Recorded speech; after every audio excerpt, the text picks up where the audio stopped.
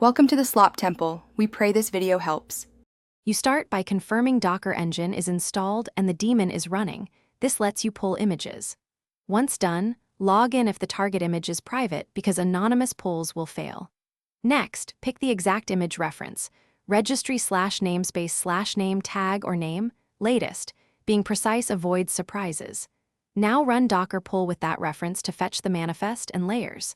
This first pull begins the download and shows progress. Make sure your network is stable to avoid partial. After the pull finishes, verify the result by listing local images and inspecting the image metadata so you know the entry point, exposed ports, and layers. Once inspected, tag the image for your registry or workflow using Docker tag to create a friendly reference. This prepares it for push.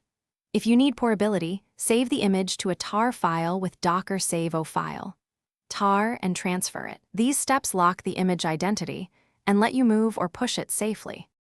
To complete the workflow, push your tagged image to the target registry using Docker push, which uploads layers and manifest. Monitor for authentication or quota errors. Then run the image locally with Docker run rremit and appropriate P&E flags to validate behavior.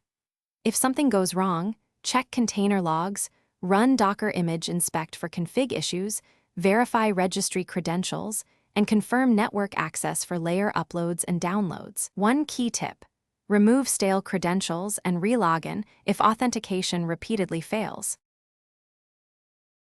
Thanks for watching. Consider subscribing if we helped you.